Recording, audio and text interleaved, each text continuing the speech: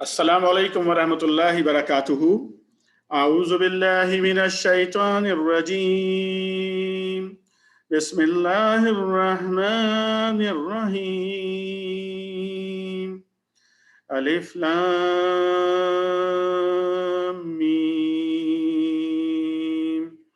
ज़ालिकल किताबु ला रैब फ़ीहि हुदल लिल मुत्तक़ीन الذين يؤمنون بالغيب ويقيمون الصلاة ومما رزقناهم ينفقون والذين يؤمنون بما أنزل إليك وما أنزل من قبلك وبالآخرة هم يوقنون أولئك على هدى من ربهم وأولئك هم المفلحون۔ صدق اللہ العظیم۔ میرے انتہائی عزیز بھائیوں، دوستوں، میرے نوجوانوں، اور اگر خواتین میری بات سن رہی ہیں تو میری ماؤں، میری بہنوں، بیٹیوں اور بچے جو بھی میری بات سن رہے ہیں، آپ سب کے سامنے ابھی میں نے قرآن عظیم الشان کی دوسری سورہ البقرہ کی ابتدائی آیات ابھی میں نے آپ کے سامنے تلاوت کی ہیں۔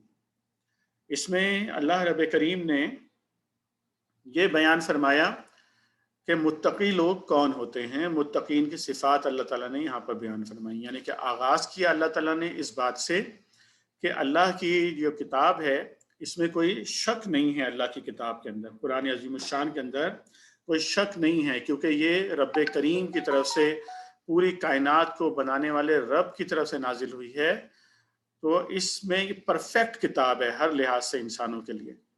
اور پھر اللہ تعالیٰ نے یہ بیان فرمایا کہ اس سے ہدایت کن لوگوں کو ملتی ہے، یعنی وہ کون لوگ ہیں جو اس کے ذریعے ہدایت حاصل کر سکتے ہیں۔ اور یہ بیان کیا رب رحمان نے کہ ہدایت ملتی ہے متقین کو۔ اس کے بعد اللہ تعالیٰ نے متقین کی صفات بیان فرمائی، اور پھر یہ فرمایا کہ اولئک علی ھدی من ربہم، کہ یہ لوگ ہیں جو اللہ کی طرف سے ہدایت پر ہیں، اور یہی لوگ فلاح پانے والے ہیں۔ یعنی وہ لوگ کہ جو فلاح پائیں گے، جو ہدایت پر ہوں گے، وہ صرف وہ ہوں گے جو اہل التقوی ہوں گے، متقی ہوں گے۔ اور آپ میں سے کافی سارے نوجوان یہاں پر آج یہاں پر اعتکاف میں بھی بیٹھے ہوئے ہیں، اور بہت سارے لوگ یہاں پر آج شریک بھی ہیں، اور میری آواز بھی آپ تک جو ہے کئی لوگوں تک یہاں پر پہنچ رہی ہوگی، جو شاید یہاں پر دیکھ تو نہیں پا رہے ہوں گے لیکن ان تک آواز جو ہے وہ پہنچ رہی ہوگی ان تک۔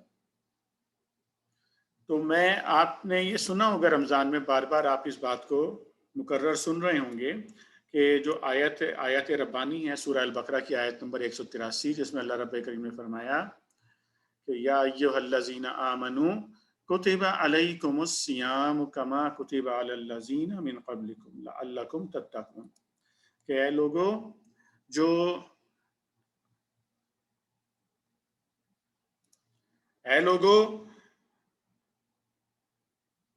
جو ایمان لائے ہو، کیا میں تمہیں بتاؤں ایک ایسی تجارت جو تمہیں عذاب علیم سے کیا اے لوگو جو ایمان لائے ہو، یا ایھا الذین آمنوا کتب علیکم الصیام کما کتب علی الذین من قبلکم لعلکم تتقون، کہ تمہارے اوپر روزے فرض کیے گئے جس طرح تم سے پہلے کی امتوں پر روزے فرض کیے گئے تھے، تاکہ تمہارے اندر تقوی کی صفت پیدا ہو جائے۔ تو گویا اللہ رب کریم نے رمضان کا مہینہ ہمیں اس لیے عنایت فرمایا کہ ہمارے اندر تقوی کی صفت پیدا ہو جائے۔ تقوی کا جو مطلب ہے نا، یہ سمجھنا بڑا ضروری ہے، اور اگر اس کا صحیح مطلب نہ سمجھا جائے تو اس سے وہ سارے مسائل پیدا ہوتے ہیں جن سے آج کل ہم لوگ گزر رہے ہیں۔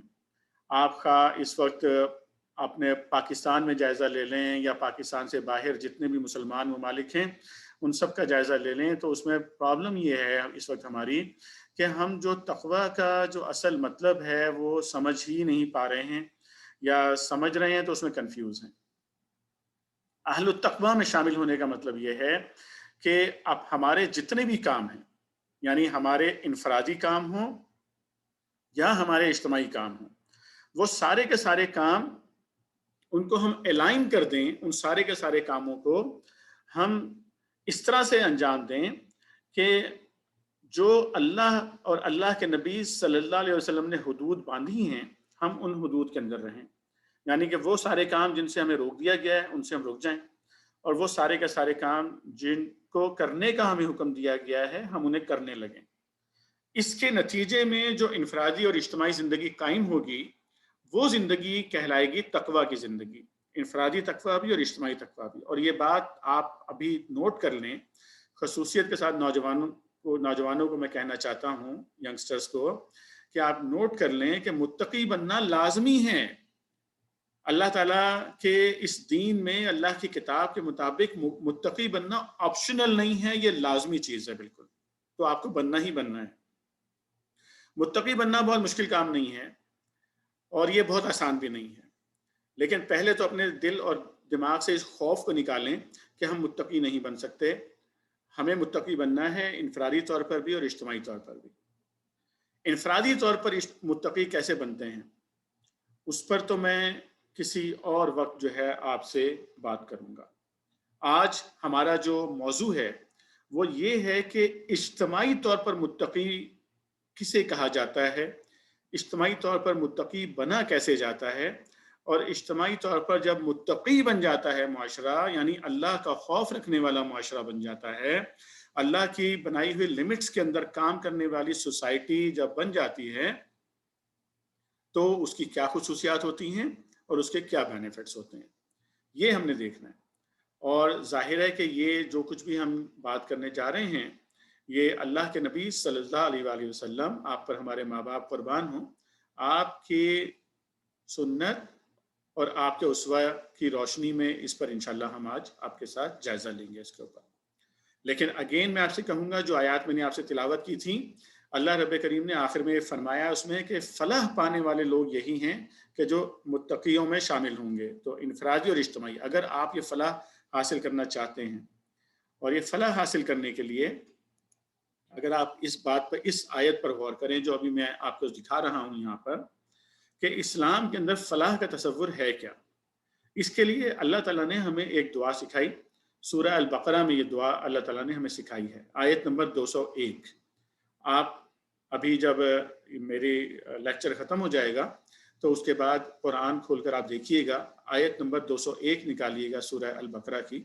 اللہ رب کریم فرماتے ہیں کہ ربنا آتنا فی الدنیا حسنۃ وفی الآخرۃ حسنۃ وقنا عذاب النار۔ اے ہمارے رب، ہمیں دنیا میں بھی بھلائی دے اور آخرت میں بھی بھلائی عطا فرما، اور ہمیں آگ کے عذاب سے بچا لے۔ اسلام کی جو بیوٹی ہے نا، اسلام کی جو خوبصورتی ہے اس پورے اس دین کی، وہ یہ ہے کہ یہ دین یہ دعا ہمیں سکھاتا ہے، اور اللہ تعالیٰ نے براہ راست سکھائی ہے، کسی بندے نے نہیں سکھائی ہے، یہ اللہ تعالیٰ نے براہ راست اپنی کتاب کے ذریعے ہمیں یہ دعا سکھائی ہے کہ تم دنیا کی بھی بھلائی مانگو، حسنات مانگو، اور تم آخرت کی بھی بھلائی مانگو، دونوں چیزیں تمہیں حاصل کرنی ہیں، ٹھیک ہے؟ تو اب آگے جتنی بھی ہم بات کر رہے ہیں انشاءاللہ اسی کو کنٹینیو کرتے ہوئے اسی بات کو ہم سمجھنے کی کوشش کریں گے آج، کہ یہ دنیا کی بھلائی اور آخرت کی بھلائی، یہ دونوں جو اللہ تعالیٰ نے ہمیں حکم دیا مانگنے کے لیے، تو یہ مانگنے کا طریقہ کار ہے کیا، اس کی عملی شکل کیا ہے۔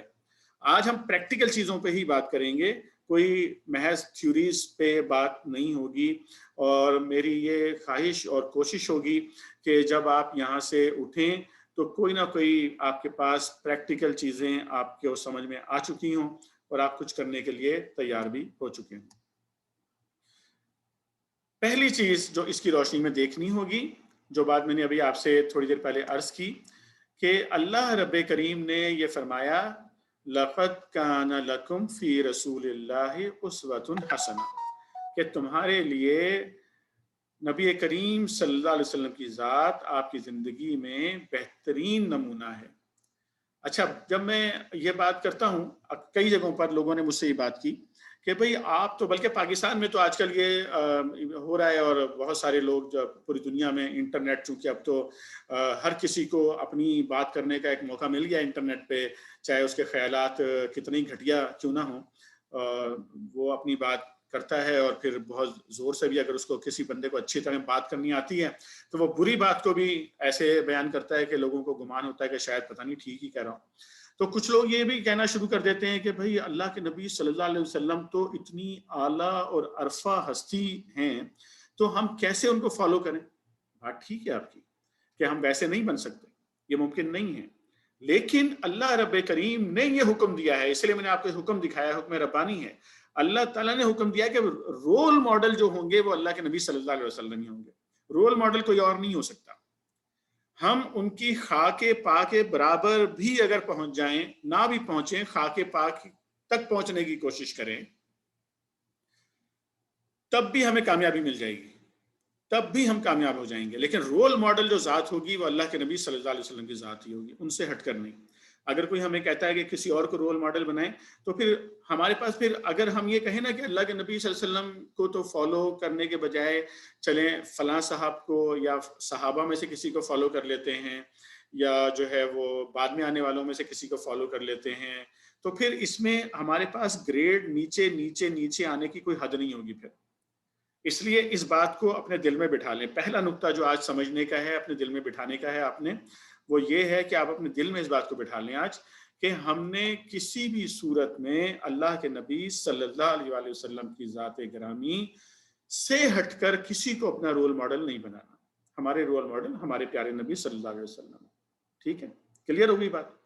جب ہم نے یہ کہا کہ اللہ کے نبی صلی اللہ علیہ وسلم ہمارے رول ماڈل ہیں, تو اس کا مطلب یہ ہوا کہ ہماری انفرادی اور اجتماعی زندگی دونوں میں ہم نے انہی کو فالو کرنا ہے. جب ہم کہتے ہیں کہ انفرادی اور اجتماعی زندگی, تو اب آپ دیکھیں یہ نقطہ اب سمجھ میں مزید اچھے طریقے سے آئے گا کہ جو دعا ہم نے شروع میں پڑھی کہ اللہ رب کریم نے جو ہمیں حکم دیا کہ تم جو ہے وہ دنیا کی فلاح مانگو اور آخرت کی فلاح مانگو.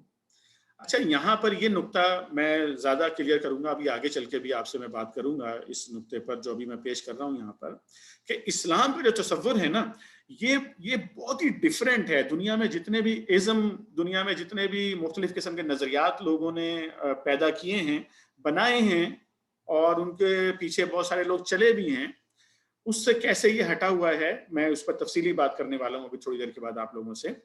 لیکن بنیاد سمجھ لیجیے, بنیاد کیا ہے. اسلام کیا کہتا ہے کہ آپ کی آخرت کی فلاح کیسے ملے گی. آپ کو آخرت کی فلاح کو اسلام دنیا کی جو کرنے کے کام ہیں اس سے جوڑتا ہے.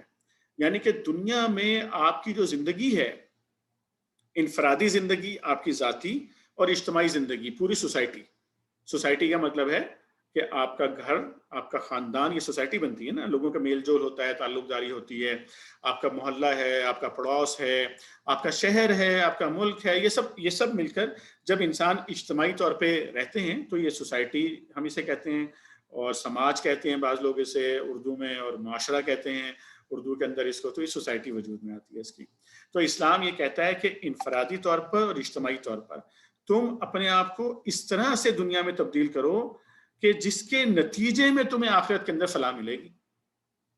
نقطہ سمجھ میں آ گیا یہ والا؟ اگر نقطہ یہ والا سمجھ میں آ گیا ہے تو میں آگے بات کرتا ہوں بھی آپ سے.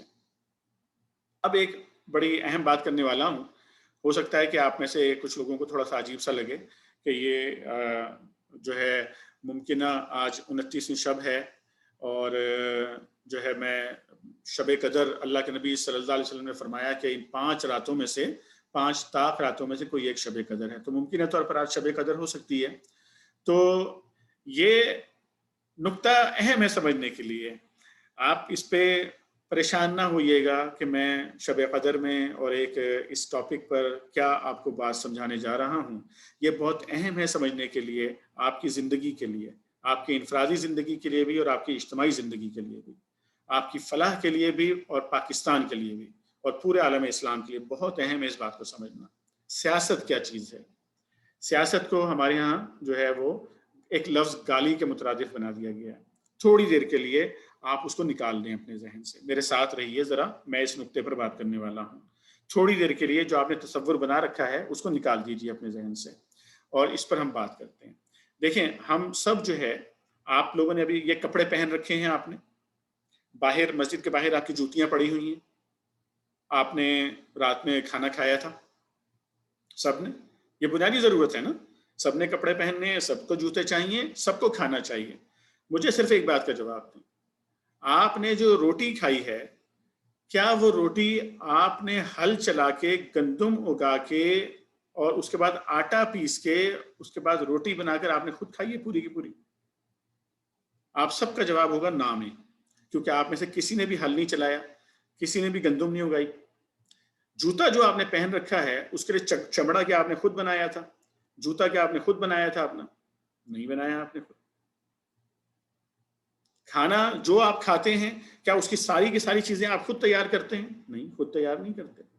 تو گویا پتہ یہ چلا کہ انسان ایک دوسرے کے لیے کام کرتے ہیں، یعنی کہ کسان گندم اگاتا ہے، اپنے لیے نہیں اگاتا بلکہ دوسروں کے لیے اگاتا ہے۔ جو گندم اٹھا کے مل میں لے کے جا کے آٹا پیستا ہے، وہ اپنے لیے نہیں کرتا بلکہ سب کے لیے کر رہا ہوتا ہے۔ اور آپ جو کام کرتے ہیں، آپ بھی یقیناً سب کے لیے کام کر رہے ہوں گے۔ آپ میں سے جو بندہ بھی جو بھی کام کرتے ہیں، جو بھی جاب کرتے ہیں، کاروبار کرتے ہیں، تو آپ دوسروں کو کرتے ہیں۔ تو اس سے پتہ یہ چلا کہ انسانوں کی زندگی گزر ہی نہیں سکتی اگر انسان مل جل کر کام نہ کریں۔ تو انسان اجتماعی طور پر رہتا اسی لیے ہے کہ اللہ تعالیٰ نے اس کو بنایا ہی ایسا ہے کہ وہ ایک دوسرے کے بینیفٹ کے لیے، ایک دوسرے کی اجتماعیت کے لیے انسان کام کرتا ہے نا؟ ایسا ہی ہے۔ اچھا، جب انسان مل جل کر رہتے ہیں تو ظاہر ہے کہ ایک معاشی نظام بننا چاہیے نا۔ بھائی کون آدمی کیا کام کرے گا، کیا کام کیا جائے گا، کیسے کیا جائے گا، کیسے لین دین ہوگا، کیسے کاروبار ہوگا، سب کچھ کوئی نہ کوئی اصول ہونے چاہیے اس کے لیے۔ اسی طرح جب آپ رہیں گے خاندان میں، آپ کے بہن بھائی ہوں گے، ماں باپ، چچا، ماموں، خالہ، پھوپھیاں، یہ سب ہوں گے۔ آپ پڑوس میں رہیں گے، آپ کے پڑوسی ہوں گے، ان کے ساتھ آپ کو کیسے ڈیل کرنا ہے؟ یہ ظاہر ہے اس کے لیے کوئی نہ کوئی اصول و ضوابط ہونے چاہیے، کوئی اصول بنائے جائیں گے۔ جب انسان اجتماعی طور پہ رہتے ہیں، آپ گلی میں کرکٹ کھیلتے ہو تو کوئی اصول بنا کے کھیلتے ہو نا، کہ بھئی یہ ایسے ماریں گے، گھر میں چلی گئی تو آؤٹ ہو جائے گا، اس دیوار پہ لگے گی تو 2 رن بنیں گے، وہاں پہ چلی جائے گی تو 4 رن بنے، ایسا ہوتا ہے نا۔ اصولوں کے بغیر انسانی زندگی گزر نہیں سکتی۔ یہ اصول بنانے کا، انسانی زندگی کے اصول بنانے کا، انسانی زندگی کے ڈیسیزنز لینے کا، انسانی زندگی کے فیصلے کرنے کا کہ کیسے کام کرے گی، کیسے چلے گی، اس پورا یہ جو پورا پروسیس ہے، یہ جو پورا کام ہے، اس پورے کے پورے کام کو آسان ایک لفظ کے اندر اگر کہنا ہو، اسے کہتے ہیں سیاست۔ اگین میں کہہ رہا ہوں آپ سے، جو سیاست کا آپ کے ذہن میں تصور ہے اس کو نکال دیں تھوڑی دیر کے لیے۔ کہ آپ کے ذہن میں یہ بیٹھا ہوا ہے کہ سیاست تو کوئی گندی چیز ہے، بری چیز ہے، وہ گندے لوگوں کی وجہ سے آپ کے ذہن میں بیٹھ گیا، برے لوگوں کی وجہ سے آپ کے ذہن میں بیٹھ گیا۔ لیکن اصل جو سیاست کا جو مطلب ہوتا ہے وہ یہ ہوتا ہے کہ اجتماعی نظام کیسے چلے گا۔ بھائی اجتماعی نظام چلانا ہے نا، آپ کے گھر پہ پانی کی پائپ لائن آنی ہے، آپ کے گھر پہ گیس کی پائپ لائن آنی ہے، آپ کے سڑکیں بننی ہیں، آپ کا روزگار کا بندوبست ہونا ہے، یہ سب کچھ اجتماعی نظام ہے نا۔ اس کے لیے کوئی فیصلے کرے گا کہیں بیٹھ کر کہ بھئی یہ کام کیسے ہوں گے، کس طریقے سے کیے جائیں گے سارے کے سارے کام۔ اس پورے کے پورے کام کو سیاست کہتے ہیں۔ ٹھیک ہے، یہ بات کلیئر ہو گئی۔ میں اگین آپ سے کہہ رہا ہوں، بار بار اس لیے کہہ رہا ہوں تاکہ آپ کے ذہن میں اتنا بٹھایا گیا ہے اس بات کو کہ یہ کوئی بہت ہی خراب ہم نے اس کو مطلب دے لیا اس کو، لیکن اصلاً اس کا مطلب جو ہے وہ یہ ہے۔ میری بات پہ رہیے گا، ابھی میری بات کو کوئی اور مطلب نہیں پہنائیے گا، ٹھیک ہے؟ میری بات جب اس پر رہیں گے تو پھر آپ کو میری پوری بات سمجھ میں آ جائے گی، اچھے طریقے سے سمجھ میں آ جائے گی۔ سیاست کا مطلب سمجھ گئے؟ اب میں آپ کو ایک اور مسئلہ بتاتا ہوں۔ اس وقت دنیا کا جو سب سے بڑا مسئلہ بنا ہوا ہے نا، اور ہمارے پاکستان کا بھی جو بڑا مسئلہ بنا ہوا ہے، وہ ایک بڑی لعنت ہے، اور وہ لعنت یہ ہے کہ مذہب اور سیاست کو الگ کر دیا جائے۔ اب مذہب اور سیاست الگ کیسے ہوتی ہے؟ میں آپ کو بڑے اس کو آسان طریقے سے سمجھانے کی کوشش کرتا ہوں کہ یہ کیسے ہوتا ہے۔ ہوتا یہ ہے کہ جتنے بھی یہ جو انسان ہیں، ہم سب ہیں نا انسان، آپ تھوڑی دیر کے لیے اپنے اوپر غور کریں کہ انسان کو اللہ تعالیٰ نے ایسا بنایا ہے کہ انسان کے اندر یہ چاہت موجود ہے کہ کوئی بڑی ہستی ہو جس کے سامنے وہ سجدے میں جائے، جس سے وہ دعائیں مانگے، جس سے وہ مدد مانگے۔ یہ انسان کے ڈیفالٹ میں، انسان کے اندر ہے یہ چیز۔ اسی لیے دنیا میں کوئی بھی انسان ہو، وہ کوئی نہ کوئی مذہب اختیار کرتا ہے، چاہے وہ ہندو ہے، چاہے وہ سکھ ہے، چاہے وہ عیسائی ہے، چاہے وہ بدھ ہے، چاہے وہ یہودی ہے۔ ایون جو اللہ کا انکار کرنے والے ہیں ان کا بھی مذہب ہے۔ ان کا مذہب کیا ہے؟ وہ بھی تو کسی نہ کسی کو، جو اللہ کا انکار کرنے والے تھے انہوں نے بھی اپنے لینن کا جناب علی مجسمہ بنا کے لگا دیے۔ مجسمہ بنانے کا مطلب یہی ہے نا کہ آپ اس کو بڑا سمجھتے ہیں، بہت بڑا، اور سمجھتے ہیں کہ بھئی اس نے ہمارے مسائل حل کیے ہیں۔ یہی مطلب ہے نا اس کا۔ تو انسان یہ چاہتا ہے کہ کوئی نہ کوئی اس کا خدا ہو جس سے وہ مانگے۔ जिन लोगों ने दुनिया में, इसकी मैं थोड़ी सी तारीख भी आपको बताऊंगा और ये अच्छा होगा आपके लिए, खसूसन जो हमारे यंगस्टर्स हैं और जो ये बहुत ज़्यादा इंटरनेट वगैरह पे जो है आने वाला गैर मयारी और अनऑथेंटिक मटेरियल देखते रहते हैं, उनको समझाने के लिए मैं इस पर बात करूंगा थोड़ी सी। ये समझ में आएगा तो मेरी आगे वाली बातें आपको समझ में आएंगी। थोड़ी देर के लिए तवज्जो करके इन बातों को समझ लीजिए मेरी। हुआ क्या दुनिया के अंदर कि जो शैतान के पैरोकार हैं ना, ये भी बता दूं कि शैतान कोई कोई जो है ना वो नहीं है, इमेजिनरी चीज नहीं है। शैतान फिजिकल एंटिटी है, ये शख्सियत है शैतान। इसकी पूरी औलाद है, जिन्नों में से भी और इंसानों में से भी। ये बाकायदा प्लानिंग करके, बाकायदा स्ट्रेटजीज बना के काम करते हैं इंसानों को जहन्नुम की तरफ ले जाने के लिए। तो शैतान ने इंसानों को ये सिखाया, जो इंसानों के मामलात के ऊपर गालिब लोग थे उनको ये सिखाया कि ऐसा करो कि तुम जो है रब के दरमियान में और बंदों के दरमियान में आ जाओ। तो जितने भी आपको ऐसे लोग मिलेंगे, तारीख में भी मिलेंगे और आज की दुनिया में भी मिलेंगे, उसमें उनका तसव्वुर क्या था? उनका तसव्वुर ये था कि भाई ये जो फलां साहब हैं, जैसे अब चलें आसानी के लिए मिसाल ले लेते हैं, नमरूद की मिसाल ले लें या फिरौन की मिसाल ले लें, नमरूद की मिसाल ले लें। नमरूद को जो है वो कहते थे कि ये जो है ये खुदा ने इसको अपॉइंट कर दिया है। नमरूद जो है ना ये खुदा का अपॉइंटेड है। तो अब जमीन के ऊपर जो भी ऑर्डर होगा इंफरादियत के लिए, इज्तिमाइयत के लिए, वो नमरूद जो है ये ऑर्डर करेगा उसके लिए। इन मायनों में वो खुदा कहता था अपने आप को कि भाई जमीन पे जो भी मामलात होंगे वो मेरी मर्जी से होंगे, मेरी मर्जी के बगैर नहीं होंगे, इसलिए कि मुझे खुदा ने अपॉइंट किया। अच्छा, अब जब बंदे और को अपने डायरेक्ट खुदा के जो ताल्लुक था उससे निकाल दिया और अपने आप को बीच में डाल लिया। इसकी मैं एक दो मिसालें अभी आपको दूंगा, अब तो बात समझ में आ जाएगी मजीद इंशाल्लाह। ये जहां पर भी हुआ, पुराने जमाने में हो या आज के जमाने में हो, जहां पर भी ये हुआ कि बंदे और खुदा के दरमियान में कोई आ गया और उसने कहा कि मेरी बात मानो, यहां से मजहब और सियासत अलग हो गई। यानी कि उसने ये कहा जो मैंने अभी आपको समझाया है, उसने कहा कि सियासत जितनी भी चलेगी, यानी इज्तिमाई निज़ाम जो भी चलेगा वो तो मैं चलाऊंगा, और तुम्हें अगर खुदा से कुछ मांगना है तो उसके लिए मैं तुम्हारे लिए अरेंजमेंट्स कर देता हूँ। कुछ बुत बना दिए जाएंगे, कुछ इबादत खाने बना दिए जाएंगे, वहां जाओ, वहां जाके जो है वो अपनी इबादत कर लो। तो गोया मजहब और सियासत को अलग अलग कर दिया। मजहब और सियासत को अलग किया उन लोगों ने जो दुनिया के अंदर जुल्म फैलाना चाहते थे, दुनिया में नाइंसाफी करना चाहते थे, दुनिया के लोगों को अपना गुलाम बनाना चाहते थे। आज भी वही लोग हैं इस दुनिया के अंदर कि जो इस दुनिया को अपना गुलाम बनाना चाहते हैं, इस दुनिया पर के इंसानों को अपना गुलाम बना के रखना चाहते हैं। वही लोग ये बात करते हैं कि मजहब को सियासत से अलग रखो हमेशा। ये तसव्वुर क्लियर हो गया जहन में आपके? इसलिए मैं कहता हूं कि मजहब और सियासत को अलग अलग करना जो है ना, ये सबसे बड़ी लानत है इंसानियत के लिए।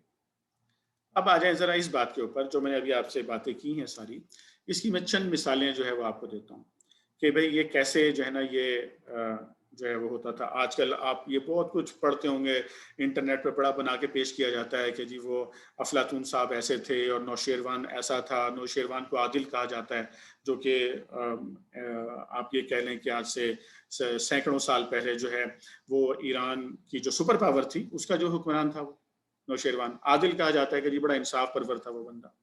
उन लोगों का ये आलम है कि वो पूरे इख्तियार उनके पास होते थे, जिसको चाहे मार डालें, जिसको चाहे बचा लें। ये इख्तियारात उन बादशाहों के पास होते थे। यानी ऐसा होता था, ऐसा यानी किस तरह का इख्तियार था, मैं उसकी मिसाल देता हूँ कि एक दफा जंग पे जा रहा था बादशाह, एक बाप के 5 बेटे थे, उसने कहा पांचों जंग पे जाएंगे। एक बड़े बेटे ने कहा कि आप ऐसा करें कि हम 4 बेटे चलते हैं जंग पे और छोटा जो है ना हमारा, इसको छोड़ दें माँ बाप के पास। तो बादशाह सलामत ने अपने इख्तियारात इस्तेमाल करते हुए हुक्म दिया कि छोटे वाले को बीच में से 2 टुकड़े कर दो, एक टुकड़ा एक तरफ लटकाओ, दूसरा टुकड़ा दूसरी तरफ लटकाओ, पूरा लश्कर बीच में से जाएगा। अब बताइए ये क्या कोई पूरी दुनिया के अंदर कोई इंसाफ कह सकता है कि कोई इंसाफ की बात है? ये मैंने सिर्फ एक मिसाल दी है आपको। ये मैंने आपको ईरान के जिन लोगों की बात की जाती है पुराने ज़माने के, उनकी मिसाल। इसी तरह आजकल बड़ा कहा जाता है जी वो अरस्तू और अफलातून के बारे में जो है बड़ी बातें की जाती हैं। ख़ास तौर पे आज का पूरा मगरिब, वेस्ट जो है या अमेरिका और यूरोप जो हैं, इनके तो ये बड़े वो बताते हैं कि जी हम इसके पैरोकार हैं, अरस्तू और अफलातून वगैरह के। ये जो अरस्तू था, अरस्तू का कहना ये था कि इंसान जो है, जो गुलाम जिनको बनाया होता था, वो कहता था कि इंसानों को गुलाम बना लो, یہ جو غلام ہے یہ انسان نہیں ہے بلکہ کام کرنے والی ایک مشین ہے جس میں روح ڈلی ہوئی ہے. یہ ارسطو کا خیال تھا. اور افلاطون کا کہنا یہ تھا کہ بھئی یہ آپ کو جو ہے نا جتنے بھی ایسے بچے پیدا ہوتے ہیں جو کسی کام کے نہیں ہوتے یا جو کمزور ہوں جسمانی طور پر، تو ان کو مار ڈالنا چاہیے ان کو. یہ افلاطون صاحب کے خیالات تھے کہ یہ برڈن ہے اس کے اوپر. اور ان کا خیال یہ بھی تھا کہ شادی وغیرہ کا جو سلسلہ ہے اس کو ختم کر دینا چاہیے اور ایسی ایلیٹ کلاس تشکیل دینی چاہیے جس میں شادی وادی نہ ہو بلکہ اس کے بغیر جو ہے وہ بچے پیدا ہوا کریں اور پھر ان بچوں کو جو ہے وہ پالا جائے گا اور پھر اس کے اندر سے جو بہترین ہوں گے ان کو ہم حکمران بنایا کریں گے. اس طرح کے خیالات جو ہے یہ رہے ہیں دنیا کے اندر. اور یہی میں کیوں پرانی بات بتا رہا ہوں، پرانی بات نہیں ہے یہ، اس لیے کہ آج کی دنیا بھی انہی خیالات پہ چل رہی ہے. تو جب یہ اس طرح کے خیالات موجود ہیں، اس طرح کے خیالات کے ساتھ اور اس طرح کے خیالات رکھنے والوں کے ہاتھ میں جب دنیا کا اختیار اور اقتدار آئے گا تو وہ کیا کچھ نہیں کریں گے آپ کے ساتھ، بتائیں آپ. پھر آپ روتے رہیے، پھر آپ کہیے کہ بھئی ہمارے تو جو ہے نا وہ چھوٹی چیز لیجئے نا، بالکل بالکل چھوٹی چیز کہ جی وہ پانی تک کا نظام جو ہے وہ خراب کر دیں گے آپ کا، کہ ہر آدمی جو ہے اپنی اپنی لائن ڈال رہا ہوگا پانی کی، ہر آدمی اپنی اپنی سیوریج کی لائن ڈال رہا ہو. یعنی ٹرکل ڈاؤن ہو کے وہ جو ان کی جو نحوست ہے ان لوگوں کی، وہ نحوست ٹرکل ڈاؤن ہو کے یہاں تک آ جائے گی. لوگ بے روزگار ہو جائیں گے، کھانے کو نہیں ملے گا لوگوں کو، لوگ جو ہے وہ جو بالکل بنیادی ضروریات ہیں زندگی کی اس سے جو ہے لوگ پریشان ہو جائیں گے بالکل. اس لیے کہ ان لوگوں کے ہاتھوں میں قوت اور طاقت آ گئی کہ جنہوں نے سوچا وہی یہ ہے کہ وہ ان کے پاس خدائی اختیارات ہیں اور انہوں نے پوری کی پوری دنیا کو غلام بنا کے رکھنا ہے. یہ بات اگر سمجھ میں آ گئی ہے تو میں اب آپ کو تھوڑا سا اور آگے لے کے چلتا ہوں یہاں سے. ٹھیک ہے، اتنی بات سمجھ میں آ گئی. اب آپ دیکھیں کہ اسلام کس طرح ڈیفر کرتا ہے اس چیز کو، جو بھی میں نے آپ کو بتایا کہ جو مذہب اور سیاست الگ کا تصور رکھنے والے لوگ کس طرح کے تھے، اسلام کا اصل تصور کیا ہے. اسلام اللہ تعالیٰ فرماتے ہیں سورہ آل عمران میں، ان الدین عند اللہ الاسلام، اللہ کے نزدیک تو دین صرف اسلام ہے. ٹھیک ہے.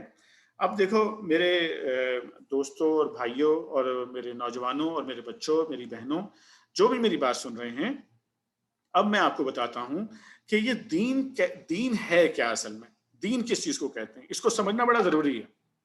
اٹینٹو رہیں، بالکل فوکس کریں میری بات کے اوپر اور اس بات کو سمجھیں کہ دین کا مطلب کیا ہوتا ہے. ٹھیک ہے. تو پھر یہ پورا جو اتنی ساری آپ کے ساتھ باتیں کر رہا ہوں، یہ ساری باتیں آپ کو سمجھ میں آ جائیں گی. قرآن کی زبان میں دین کے 4 مطالب ہوتے ہیں، 4. ٹھیک ہے. 4 میں سے یہ نہیں کہہ سکتے کہ آپ ایک مطلب ہم لیں گے، دوسرا نہیں لیں گے، تیسرا لیں گے، چوتھا نہیں لیں گے. ایسا نہیں، چاروں مطلب ایک ساتھ لینے پڑیں گے. یعنی 4 اس کے پہلو ہیں دین کے. دین کا پہلا مطلب یہ ہوتا ہے کہ فرض کریں کسی جگہ پر کوئی ایک شخص اپنی ایک حکومت قائم کر لیتا ہے.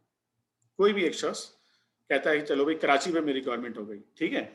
تو وہ جس نے گورنمنٹ اپنی قائم کی، جو حاکم بن گیا، اس کو عربی زبان میں کہتے ہیں دین. یعنی کسی نے اپنی حکومت قائم کر لی، دین ہو گیا اس کا. ٹھیک ہے. اچھا، دین کا دوسرا مطلب یہ ہوتا ہے کہ اس علاقے میں جتنے بھی رہنے والے لوگ ہیں، فرض کریں میں کراچی کی مثال دے رہا ہوں آپ کو، کراچی والوں نے سب نے کہا ہاں بھائی تم نے قبضہ کر لیا، چلو اب ہم تمہارے ساتھ ہیں، ہم تمہاری بات مانیں گے. جن لوگوں نے بات مانی اس کو بھی کہیں گے دین. ٹھیک ہے. اچھا، اب ایک حکم دینے والا ہو گیا اور بہت سارے بات ماننے والے ہو گئے تو دین ہو گیا. اب حکم دینے والا حکم دے گا. فرض کرو حکم دینے والا کہتا ہے بھائی جو ہے نا وہ ٹریفک کا نظام بناؤ. اب نظام بنانا پڑے گا نا. یعنی آپ کہیں گے بھائی لال بتی پہ رکنا ہے، ہری بتی کے اوپر چلنا ہے، یہ نظام ہے پورا. ٹھیک. اس نظام کو بنایا جائے گا. تو اسی طرح پورا نظام بنایا جاتا ہے. جب ایک حکومت قائم ہوگی اور بہت سارے اس کے حکم ماننے والے ہوں گے تو ایک نظام بنے گا کہ اس کی معاشرت کیسے چلے گی، اس کی معیشت کیسے چلے گی، کاروبار کیسے چلے گا، انصاف کا نظام کیسے چلے گا، سب. ٹھیک ہے. تو جو نظام بنے گا اس نظام کو بھی کہتے ہیں دین. ٹھیک ہے. جب آپ کسی نظام میں رہتے ہو، اگر آپ قانون توڑو گے تو آپ کو سزا ملے گی کہ نہیں ملے گی؟ اور اگر آپ کوئی اچھا کام کرو گے تو جزا ملنی چاہیے. ملے یا نہ ملے الگ بات ہے، ملنی چاہیے. ٹھیک ہے نا. تو یہ جو جزا اور سزا ملتی ہے اس کو بھی دین کہتے ہیں. تو گویا دین کا مطلب یہ ہوا کہ ایک حکومت قائم ہو، اس کے نیچے لوگ اس کو ماننے والے ہوں، اس کا ایک نظام بنے اور اس میں ریوارڈ کا سلسلہ ہو، جزا اور سزا کا اس کے اندر جو ہے سلسلہ ہو. اس کے اندر یہ پوری کی پوری چیز دین کہلاتی ہے. اب مجھے ایک بات بتاؤ کہ دنیا میں کوئی ایک ایسا فرد ہے، ایک ایسا انسان ہے جس کا کوئی دین نہ ہو؟ ہر بندہ کوئی نہ کوئی نظام چلا رہا ہے نا، کسی نہ کسی نظام کے اندر رہ رہا ہے. وہ امریکہ میں ہو، وہ افریقہ میں ہو، وہ آسٹریلیا میں ہو، وہ یورپ میں ہو، وہ ایشیا، کہیں پر بھی ہو، جنگلوں میں بھی رہتا ہو، تو کہیں نہ کہیں اس کے کوئی نہ کوئی نظام بنا کر رہ رہا ہے، بھلے قبیلے بنا کر رہ رہا ہو لیکن نظام بنا کر تو رہ رہا ہے نا وہ. تو دنیا میں ہر آدمی کا دین ہے. دین کا مطلب یہ ہوتا ہے کہ ایک ایسا اجتماعی پورے کا پورا، یعنی اس میں ہر چیز آ جاتی ہے. آپ کو کیا بات کرنی چاہیے، کیا نہیں کرنی چاہیے، کس طرح بیہیو کرنا چاہیے، کس طرح نہیں بیہیو کرنا چاہیے، کیا کمانا چاہیے، کیا خرچ کرنا چاہیے، کیا حلال ہے، کیا حرام ہے، کیا جو ہے وہ انصاف کس طریقے سے دیا جائے گا، اور اجتماعی فیصلے کس طریقے سے کیے جائیں گے. ہر چیز جو ہے نا، یہ جب ہر چیز کا اس کو ایک نام دیں گے تو وہ دین ہوگا. تو دنیا میں ہر شخص کا کوئی نہ کوئی دین ہے. ٹھیک ہے. تو میں نے جو آیت پیش کی، اللہ رب کریم نے کیا فرمایا؟ ان الدین عند اللہ الاسلام، اللہ کے نزدیک تو دین صرف اسلام ہے. یعنی اللہ کے نزدیک اگر کوئی نظام، کوئی دنیا میں انسان کو فلاح دے سکتا ہے. میں نے بات کہاں سے شروع کی تھی؟ یاد کرو، میں نے بات شروع کی تھی فلاح سے، کہ آخرت کی فلاح، دنیا کی فلاح، دونوں اللہ تعالیٰ نے ماننے کے لیے ہمیں حکم دیا. اور فلاح جو ہے اللہ کے نزدیک یہ ہے کہ اگر تم چاہتے ہو کہ تمہیں دنیا میں بھی فلاح مل جائے، آخرت میں بھی فلاح مل جائے، تو ان الدین عند اللہ الاسلام، اللہ کے نزدیک دین صرف اسلام ہے، اس کو اختیار کرو. تو تمہاری انفرادی اور اجتماعی زندگی کے اندر جو ہے وہ اسلام ہونا چاہیے. اسلام کا مطلب ہے کہ وہ سارے کام جن کو کرنے کا اللہ اور اللہ کے رسول صلی اللہ علیہ وسلم نے حکم دیا ہے ان کو کرو، جن سے روک دیا ہے ان سے رک جاؤ. یہ اسلام ہے. ٹھیک ہے، کلیئر ہو گئی اتنی بات؟ چلو ٹھیک ہے. اگر اتنی بات کلیئر ہو گئی ہے تو اب میں آپ کو تھوڑا سا اس سے آگے لے کے چلتا ہوں. اب دیکھیں کہ جب ہمیں ابھی تک تو میرا خیال ہے اتنی بات کرنے کے بعد تو اچھی طرح آپ کو سمجھ میں آ جانی چاہیے کہ جب ہم یہ کہہ رہے ہیں کہ دین، تو اس کا مطلب ہے کہ اسلام کو اللہ تعالیٰ نے دین قرار دیا کہ یہی سب سے بہترین دین ہے اور اسی کو اختیار کرنا چاہیے انسانوں کو. تو اسلام اپنی ایک ریاست بناتا ہے. اب دیکھنا یہ ہوگا کہ اب کمپیریزنس آپ کو کرنے ہوں گے. آپ میرے ساتھ رہیں. میں سمجھتا ہوں کہ آپ کو اللہ تعالیٰ نے اتنی عقل دی ہوئی ہے کہ آپ جب میں یہ کمپیریزن کروں گا تو آپ میرے ساتھ ساتھ آسانی سے چیزوں کو سمجھتے چلے جائیں گے. ٹھیک ہے نا. اسلامی ریاست کا مقصد وجود کیا ہے اور آج کی جو ریاست ہے وہ کیا کر رہی ہوتی ہے، اس کو آپ نے سمجھنا ہے. یہاں دیکھیے کہ اللہ رب کریم یہ فرماتے ہیں، میں صرف آیات کا ترجمہ ابھی آپ کے سامنے پڑھوں گا. ٹھیک ہے. سورہ الحدید کی آیت نمبر 25، ہم نے اپنے رسول روشن دلائل کے ساتھ بھیجے اور ان کے ساتھ کتاب اور میزان اتاری. میزان کہتے ہیں بیلنس کو. میزان اتاری تاکہ لوگ انصاف پر قائم ہو جائیں.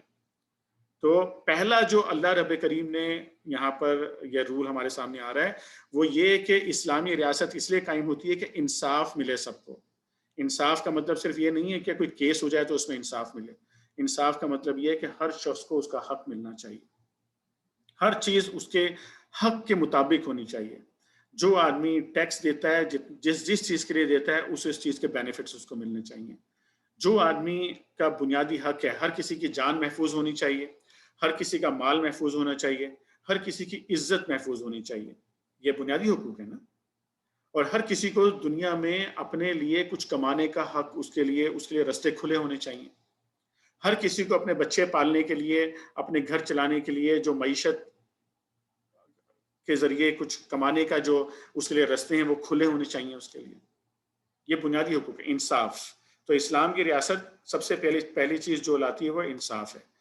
دوسری سورہ حج کی آیت ہے. اللہ رب کریم فرماتے ہیں، یہ مسلمان جن کو جنگ کی اجازت دی جا رہی ہے وہ لوگ ہیں جنہیں اگر ہم زمین میں اقتدار عطا کریں تو یہ نماز قائم کریں گے، زکوٰۃ دیں گے، نیکی کا حکم دیں گے اور بدی سے روکیں گے.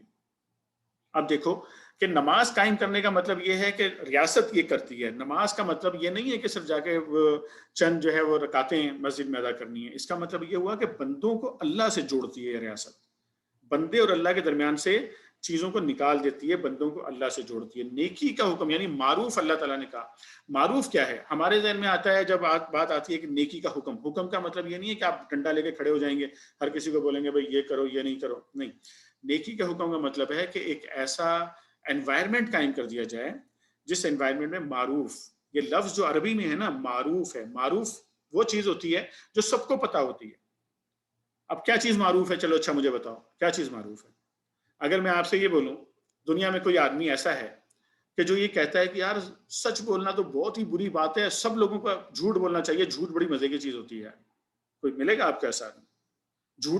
جھوٹا آدمی بھی یہ نہیں بولے گا بھائی کہ جھوٹ بولنا اچھی بات ہوتی ہے. کوئی کرپٹ ترین آدمی بھی جو ہے نا وہ یہ نہیں بول سکتا کہ یار کرپشن بڑی مزے کی چیز ہے بھائی، آؤ سب مل کے کرپٹ بن جاتے ہیں. سنا ہے کسی کو؟ کوئی بھی نہیں بولے گا. کوئی آدمی ایسا ملے گا جو یہ کہے یار آؤ سارے کے سارے چور بن جاتے ہیں، چوری بڑی اچھی چیز ہوتی ہے. ملے گا کوئی؟ نہیں ملے گا. شاید کوئی ایسا ڈھیٹ ہو تو الگ بات ہے، لیکن یہ کہ ایسا ملے گا کوئی نہیں. چور بھی یہ بولے گا کہ بھائی چوری کرنا معروف ہے نا. یعنی یہ معروف وہ ہے جو اللہ تعالیٰ نے بندے کے اندر ڈالا ہوا ہے کہ ہر آدمی سچ کو اچھا سمجھتا ہے، جھوٹ کو برا سمجھتا ہے، وعدے پورے کرنے کو اچھا سمجھتا ہے، وعدہ توڑنے کو برا سمجھتا ہے، دیانت کو اچھا سمجھتا ہے، خیانت کو برا سمجھتا ہے، کرپشن کو برا سمجھتا ہے، بے انصافی کو غلط سمجھتا ہے، ظلم کو غلط سمجھتا ہے. ہر آدمی جو ہے بے حیائی کو غلط سمجھتا ہے، ہر آدمی دوسرے کا حق مارنے کو غلط سمجھتا ہے. دنیا کے اندر معروف ہے یہ. تو اسلامی ریاست کا کیا کام ہے کہ وہ معروف قائم کرتی ہے، منکر کو ختم کرتی ہے. منکر کیا ہے؟ جھوٹ منکر ہے، دھوکہ منکر ہے، بے انصافی منکر ہے، کرپشن منکر ہے، دوسرے کا حق مارنا منکر ہے. اجتماعی طور پہ آپ کو جو اختیارات دیے گئے ہیں ان اختیارات کا ناجائز استعمال کرنا یہ منکر ہے. کلیئر ہوئی بات؟ اب مجھے ایک بات بتاؤ، سب سے پوچھ رہا ہوں، سب سے سوال کر رہا ہوں، بھائی بہنیں بچے نوجوان سب سے ایک سوال کر رہا ہوں. اگر کوئی ایک آدمی کسی دوسرے آدمی کے پاس اپنے پیسے رکھواتا ہے اور وہ آدمی اس کے پیسے کھا جاتا ہے تو یہ بری بات ہے کہ نہیں؟ آپ کہو گے ہاں بری بات ہے. تو یہ جو بری بات اس نے کی، برا کام کیا، تو وہ ایک آدمی کے لیے برا کیا نا، اس نے ایک آدمی کو نقصان پہنچایا اس نے غلط کر کے.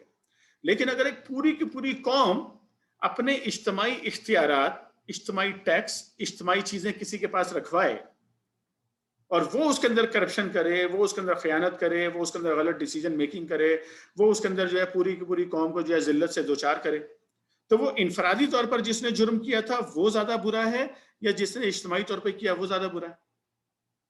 یقیناً جس نے اجتماعی طور پہ کیا وہ بہت برا ہے، دنیا کے لیے بھی اور آخرت کے لیے بھی. تو اسلامی ریاست کا دوسرا جو مقصد وجود ہوتا ہے وہ یہ ہوتا ہے کہ جن چیزوں کو، برائیوں کو ہم انفرادی طور پہ برائی سمجھ رہے ہوتے ہیں وہ اجتماعی طور پہ بھی برائی بتائی جاتی ہیں. وہ پھر کہا جاتا ہے کہ بھئی جن لوگوں کے پاس اختیارات ہیں، چاہے وہ حکومتوں میں ہوں، چاہے وہ پارلیمنٹ میں ہوں، چاہے ان کے پاس سرکاری افسروں والے اختیارات ہوں، چاہے وہ سرکاری عمال ہوں، چاہے وہ پولیس ہو، چاہے وہ عدالت ہو، جو بھی ہو، اس کے پاس جو اختیارات ہیں، جو مال اس کو دیا گیا ہے وہ امانت ہے. وہ اس کو اسی طرح پورا کرنا ہے جس طرح اللہ اور اللہ کے رسول صلی اللہ علیہ وسلم نے حکم دیا ہے. سمجھ میں آ گئی بات؟ اب تیسری چیز دیکھو. تیسری چیز جو ہے یہ حدیث مبارکہ ہے، اور اللہ کے نبی صلی اللہ علیہ وسلم فرماتے ہیں کہ اللہ حکومت کے ذریعے سے ان چیزوں کا سدباب کرتا ہے جن کا سدباب قرآن کے ذریعے سے نہیں کرتا. بات سمجھ میں آئی؟ یعنی کہ صرف قرآن سنانے سے، صرف اچھی باتوں کی تلقین کرنے سے یہ انسان کو بنایا اللہ تعالیٰ نے ایسا ہے، کیونکہ انسان کے ساتھ شیطان بھی ہے نا، یہ صرف باتوں سے نہیں سمجھتا. اس کے لیے ایک اقتدار قائم کرنا ضروری ہے. آپ کتنا ہی لوگوں کو سمجھائیں، قتل کرنے والا قتل کرے گا، جرم کرنے والا جرم کرے گا، چوری کرنے والا چوری کرے گا، کرپشن کرنے والا کرپشن کرے گا. تو آپ کو کوئی نہ کوئی ایسے اختیارات، کوئی ایسی حکومت قائم کرنی پڑے گی جو ان کو کنٹرول کرے. اسی لیے حدیث مبارکہ میں یہ فرمایا گیا کہ اللہ تعالیٰ سلطان کے ذریعے، طاقت کے ذریعے سے، حکومت کے ذریعے سے، اقتدار کے ذریعے سے ان چیزوں کا سدباب کرتا ہے. کلیئر ہو گئی ہے پوری بات کہ ایک اسلامی ریاست کا بنیادی کام کیا ہوتا ہے؟ انصاف اس کا کام ہوتا ہے، معروف کو قائم کرنا اس کا کام ہوتا ہے، اور منکرات کو ختم کرنا اس کا کام ہوتا ہے. معروف اور منکر میں نے سمجھا دیا آپ کو، ہاں، پوری زندگی کے سارے کام. ٹھیک؟ تو اگر یہ بات سمجھ میں آ گئی ہے تو چلو تھوڑا سا اور آگے چلتے ہیں. اور اب ہم دیکھتے ہیں کہ جو اسلامی ریاست کے اندر انسانوں کی حیثیت کیا ہوتی ہے. اب شروع میں نے آپ کو بتا دیا سب کو کہ جو لوگ پہلے جو زمانے میں گزر گئے بادشاہ، اور جو آج کے زمانے میں جو کہتے ہیں نا کہ سیاست الگ ہے، مذہب الگ ہے، ان کے نزدیک انسانوں کی حیثیت کیا ہے؟ وہ انسانوں کو اپنا غلام سمجھتے ہیں. وہ سمجھتے ہیں زبان سے جو مرضی بولیں، زبان سے بھلے آپ کو اپنا بھائی بولیں، واری صدقے جاویں آپ کے، اور جو مرضی کریں وہ، لیکن وہ بیسکلی جو ہے نا وہ آپ کے دشمن ہوتے ہیں، وہ آپ کو غلام سمجھتے ہیں. لیکن اسلام نے کیا سبق دیا یہ آپ دیکھیں. یہاں پر اللہ رب کریم نے فرمایا کہ لوگوں، ہم نے تم کو ایک مرد اور ایک عورت سے پیدا کیا اور پھر تمہاری قومیں اور برادریاں بنا دی تاکہ تم ایک دوسرے کو پہچانو۔ در حقیقت اللہ کے نزدیک تم میں سب سے زیادہ عزت والا وہ ہے جو تمہارے اندر سب سے زیادہ پرہیزگار ہے۔ تو سمجھ گئے بھائی، برادری سے بھائی کوئی کہتا ہے نا میں فلانی برادری کا ہوں اس لیے میں بڑا اعلیٰ اور عرفہ ہوں، نہیں نہیں نہیں، اللہ نے یہ نہیں بنایا۔ کوئی کہتا ہے میں فلانی زبان بولتا ہوں اس لیے میں اعلیٰ اور عرفہ ہوں، میں فلانے جگہ کا رہنے والا ہوں اس لیے میں اعلیٰ اور عرفہ ہوں، نہیں، یہ اللہ کے نزدیک ہے ہی نہیں، یہ اسلامی ریاست میں نہیں ہوتا۔ ان اکرمکم عند اللہ اتقاکم، جو تم میں سے متقی ہوگا، جو اللہ سے زیادہ ڈرنے والا ہوگا، جو اپنے فرائض پورے کرتا ہوگا، جو معروف پہ چلتا ہوگا، جو منکرات سے بچتا ہوگا، اس کا درجہ بڑا ہوگا۔ کوئی یہ نہیں کہہ سکتا کہ جی مہاجر جو ہے وہ فلانے سے اچھا ہے، یا پٹھان فلانے سے اچھا ہے، یا سندھی فلانے سے اچھا ہے، یا پنجابی فلانے سے اچھا ہے، یا بلوچ فلانے سے اچھا ہے۔ نہیں نہیں نہیں نہیں، نہ زبان کی بنیاد پہ، نہ علاقے کی بنیاد پہ، نہ قوم کی بنیاد پہ، نہ برادری کی بنیاد پہ، کوئی ایک دوسرے سے برتر نہیں ہے، سب برابر ہیں، کوئی فروتر بھی نہیں ہے، کوئی لیسر بھی نہیں ہے آپ میں سے، سب برابر ہیں۔ پنجابی ہو، پٹھان ہو، مہاجر ہو، سندھی ہو، بلوچ ہو، کشمیری ہو، سرائکی ہو، انگریز ہو، امریکی ہو، افریقی ہو، عرب ہو، عجم ہو، جو بھی ہو، سب برابر ہیں، انسان کی حیثیت سے سب برابر ہیں، سب کے انسانی حقوق برابر ہیں، کسی کو کسی پہ ایک دوسرے کے اوپر جو ہے کوئی اختیار نہیں ہے۔ اسلام کی یہ بنیاد ہے، یہ بیوٹی ہے اسلام کی، یہ خوبصورتی ہے اسلام کی کہ وہ جو ہے وہ یہ بناتا ہے۔ اچھا دوسری بات ساتھ ہی سمجھ لیجئے آپ، یہ بڑا اہم نقطہ ہے یہ بھی سمجھنے کے لیے، بڑی توجہ سے آپ پوری بات کو سن رہے ہیں، اس بات کو اس کے ساتھ ملا کے سنیں گے تو آپ کے بہت بڑے مسئلے کا حل نکل آئے گا۔ اللہ تعالیٰ فرماتے ہیں انی جاعل فی الارض خلیفہ، کہ ہم نے جو ہے زمین پر خلیفہ بنایا۔ اب ہمارے ذہن میں تصور یہ آتا ہے کہ خلیفہ کا مطلب یہ ہے کہ کوئی ایک فرد ہوگا جو خلیفہ، نہیں نہیں نہیں، اس کو تصور کو ٹھیک کر لیں اپنے ذہن سے۔ اللہ تعالیٰ نے تمام انسانوں کو خلیفہ بنایا ہے۔ ہاں یہ ضرور ہے کہ انسانوں میں سے بہت سارے لوگ اللہ کے دین سے پھر گئے اور اپنے خلافت کے منصب کو نہیں سمجھا انہوں نے، اور جو مسلمان ہوئے انہوں نے اس کو سمجھا اس بات کو۔ تو آپ میں سے ہر آدمی اللہ کا خلیفہ ہے، آپ میں سے ہر فرد اللہ کا خلیفہ ہے۔ اللہ تعالیٰ نے انی جاعل فی الارض خلیفہ، رجل نہیں کہا اللہ تعالیٰ نے یہاں پر، آدمی نہیں کہا یہاں پر، نساء نہیں کہا اللہ تعالیٰ نے یہاں پر، ہر فرد، مرد عورت، اس کو اللہ تعالیٰ نے خلیفہ بنایا۔ خلیفہ کا مطلب یہ ہے کہ اللہ کے بتائے ہوئے طریقے کے مطابق چلیں گے، ٹھیک ہے۔ اب یہ جو جتنے بھی خلیفہ اللہ تعالیٰ نے قرار دیے زمین کے اوپر، جو زمین کا نظم و نسق چلانے کے لیے، زمین کا انتظام چلانے کے لیے، سب لوگ مل کر اپنے اختیارات کچھ لوگوں کو تفویض کرتے ہیں۔ یہ نقطہ سمجھ لو، بہت امپورٹنٹ ہے۔ آپ اپنے آپ کو کسی کا غلام نہیں بناتے ہیں۔ آج کی دنیا میں اگر میں اس کو سمجھاؤں تو آپ کیا کرتے ہیں کہ آپ اپنا اختیار، آپ پارلیمنٹ کا انتخاب ہوتا ہے، قومی اسمبلی کا، صوبائی اسمبلی کا، بلدیہ کا، آپ کیا کرتے ہیں کہ اپنا اختیار ووٹ کے ذریعے سے آپ اس بندے کو دیتے ہیں کہ میرے بہاف پہ تم پارلیمنٹ میں جا کے نمائندگی کرو۔ تو آپ اس کی غلامی اختیار نہیں کرتے، آپ اپنا اختیار کا ایک پارٹ اس کو دیتے ہیں۔ وہ جا کے جمع ہوتے ہیں، پارلیمنٹ میں بیٹھتے ہیں، قومی اسمبلی میں بیٹھتے ہیں، سینٹ کے اندر بیٹھتے ہیں، صوبائی اسمبلی میں بیٹھتے ہیں، بلدیہ میں بیٹھتے ہیں۔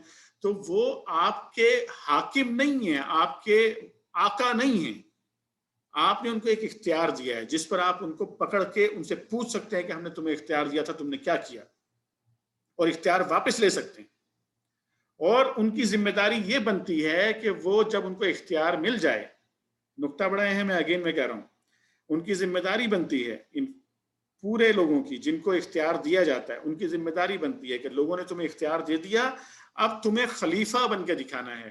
نام جو مرضی رکھیں، میں یہ نہیں کہہ رہا کہ آپ اپنے آپ کو خلیفہ بولنا شروع کر دیں، آپ بھلے اپنے آپ کو وزیر اعظم بولیں، صدر بولیں، آپ اپنے آپ کو چیف ایگزیکٹو بولیں، آپ اپنے آپ کو وزیر اعلیٰ بولیں، آپ اپنے آپ کو جو مرضی بولیں آپ اپنے آپ کو، لیکن آپ کا جو بیہیویئر ہے وہ خلیفہ والا ہونا چاہیے۔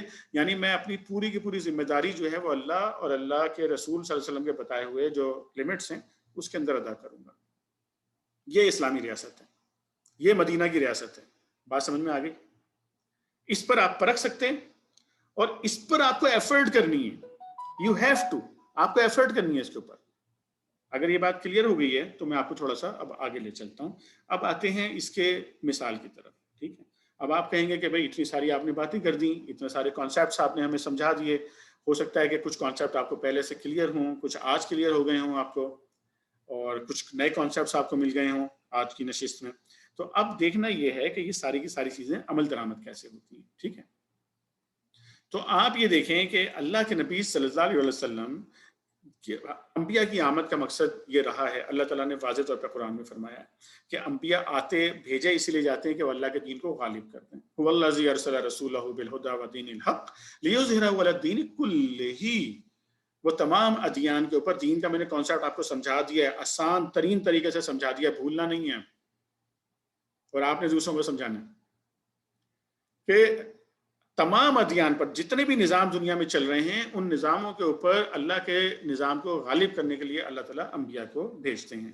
اور یہ آپ دیکھ رہے ہیں کہ اللہ تعالیٰ نے سورہ بنی اسرائیل میں یہ دعا سکھائی نبی کریم صلی اللہ علیہ وسلم کو، وَقُلْ رَبِّ ادْخِلْنِي مُدْخَلَ صِدْقٍ وَأَخْرِجْنِي مُخْرَجَ صِدْقٍ وَاجْعَل لِّي مِن لَّدُنكَ سُلْطَانًا نَصِيرًا. اور دعا کرو کہ پروردگار مجھ کو جہاں بھی تو لے جا سچائی کے ساتھ لے جا، اور جہاں سے بھی نکال سچائی کے ساتھ نکال، اور اپنی طرف سے ایک اقتدار کو میرا مددگار بنا دے. ٹھیک ہے، یہ اللہ کے نبی صلی اللہ علیہ وسلم دعا فرما رہے ہیں جب مکہ سے نکلے اور مدینہ منورہ کی طرف جا رہے ہیں وہاں پر ایک حکومت قائم کرنے کے لیے. اب آپ اس پریکٹیکل چیزوں کی طرف میں اب لے کر آتا ہوں. کانسیپٹس میرا خیال ہے آپ کے اب کلیئر ہو جانے چاہیے، اتنی میں نے محنت اور کوشش کی ہے آپ کے ذہن میں یہ چیزوں کو کلیئر کرنے کے لیے. تو اب آپ دیکھیں کہ نبی کریم صلی اللہ علیہ وسلم جب مدینہ منورہ پہنچے، جب آپ نے وہاں پر ریاست قائم کی، تو بحیثیت حکمران کے آپ نے سب سے پہلا کام کیا کیا؟ مدینہ میں آپ نے سنا اور پڑھا ہوگا کہ دو بڑے قبیلے تھے، اوس اور خزرج، اور دونوں ایک دوسرے کے جانی دشمن تھے، جانی دشمن تھے، اور دونوں میں سے لوگ مسلمان ہو چکے تھے دونوں قبیلوں کے اندر سے. لیکن مسلمان ہونے کے باوجود اتنی گرج تھی ان کے اندر کہ ایک دوسرے کے پیچھے نماز نہیں پڑھتے تھے، نماز نہیں پڑھتے تھے ایک دوسرے کے پیچھے. اتنی گرج تھی، ایک دوسرے کے علاقے میں جا نہیں سکتے تھے. کراچی والے تو اس بات کو سمجھتے ہیں کہ ایک دوسرے کے علاقے میں نہ جانے کا مطلب کیا ہوتا ہے. جن لوگوں نے آج سے 20 سال پہلے کا زمانہ گزارا ہے، ایک دوسرے کے علاقے میں جا نہیں سکتے تھے یہ لوگ. یہ کیفیت پیدا ہو گئی تھی مدینہ منورہ کے اندر مسلمان ہونے کے باوجود. جب نبی کریم صلی اللہ علیہ وسلم مدینہ منورہ تشریف لائے تو سب سے پہلا کام جو آپ نے کیا نا، سب سے پہلا کام جو نبی کریم صلی اللہ علیہ وسلم نے وہاں پہ کیا مدینہ منورہ میں، وہ کیا تھا؟ وہ یہ کہ آپ نے بحیثیت حکمران کے بھائی چارہ پیدا کیا، عوام میں ایک دوسرے کی محبت پیدا کی، ایک دوسرے کا احترام پیدا کیا، رواداری پیدا کی. وہ لوگ کہ جو جا نہیں سکتے تھے، جو لوگ مدینہ منورہ گئے ہیں ان کو میں ان کے لیے آسانی کے لیے بتا دوں کہ مسجد نبوی کے پاس جو علاقہ تھا وہ خزرج کا تھا، اور جو قبا کے پاس کا علاقہ تھا وہ اوس کا علاقہ تھا. اور یہ ایک دوسرے کے علاقوں میں، اگر میں غلطی نہیں کر رہا ہوں تو غالباً یہی علاقے تھے دونوں کے، تو ایک دوسرے کے علاقے میں نہیں جا سکتے تھے. تو اللہ کے نبی صلی اللہ علیہ وسلم نے بحیثیت حکمران پہلا کام کیا کیا؟ بھائی چارہ. اور پھر مہاجرین آ گئے باہر سے، اتنے سارے مہاجر آ گئے جن کے پاس جو ہے وہ کچھ تھا ہی نہیں، نہ کھانے پینے کو، نہ کاروبار، کچھ بھی چیز نہیں تھی. پھر ان کو بھائی بنایا، بھائی ایک ایک بھائی بنایا ان کا وہاں پہ مدینہ منورہ کے اندر. تو بحیثیت حکمران یعنی اسلامی حکمران جو ہوتا ہے اور اسلامی حکومت جو ہوتی ہے، اس کا پہلا کام یہ ہوتا ہے کہ وہ لوگوں کے درمیان سے ڈفرینسز ختم کرتی ہے، محبتیں پیدا کرتی ہے، احترام پیدا کرتی ہے. ان سب چیزوں کے اوپر وہ آپ کوئی بھی زبان بولتے ہوں، آپ کسی بھی علاقے کے رہنے والے ہوں، آپ کا بیک گراؤنڈ کچھ بھی ہو، آپ کی ذات کچھ بھی ہو، آپ کا رتبہ کچھ بھی ہو، مالی لحاظ سے جو مرضی ہو، ہمیں ایک دوسرے کا احترام کرنا ہے. تو پہلی بات جو یہاں سے سیکھنے کی ہے اللہ کے نبی صلی اللہ علیہ وسلم کی حکومت سے ہم سب کو، وہ یہ کہ احترام کے اوپر ہمیں جو ہے وہ سوسائٹی کو بنانا ہے، ایک دوسرے کی عزت کے اوپر سوسائٹی کو بنانا ہے، رواداری کے اوپر. یہ ہمارا کام ہے، اور حکمرانوں کو بھی اس بات کو سمجھنا چاہیے. اور نہیں سمجھتے ہیں تو ہمیں ایسے لوگوں کو لانا چاہیے جو لڑائی نہ کروائیں لوگوں کے درمیان میں، اسپلٹ نہ کریں قوم کو، بلکہ ان کو ایک بنائیں، ایک دوسرے سے محبت کرنے والا بنائیں. اور دوسرا آپ دیکھتے ہیں کہ حکمران نے فوراً جو کام کیا اللہ کے نبی صلی اللہ علیہ وسلم نے، وہ کیا تھا کہ وہ جو بے روزگار تھے ان کا انتظام کیا فوری طور پر. سب سے بڑے بے روزگار تو مہاجرین تھے نا، وہاں سے جو مکہ مکرمہ سے آئے تھے. فوری طور پر ارینجمنٹ کیا، کیونکہ بھوکا آدمی رہے گا اور اس کے پاس روزگار روٹی نہیں ہوگی تو کیا کرے گا؟ پھر یہ لامحالہ شیطان اس کو اکسائے گا غلط کام کرنے کے اوپر. اس لیے کم از کم کسی کو بھوکا نہیں رہنا چاہیے، اور منیمم اتنا ارینجمنٹ ہونا چاہیے کہ ہر آدمی کم از کم اتنا مال کما سکے، کم از کم اتنا مال کما سکے کہ اس کا بچہ بھوکا نہ رہے، اس کو 2 وقت کی روٹی کھانے کو ملے۔ یہ 2 بنیادی کام ہیں بالکل۔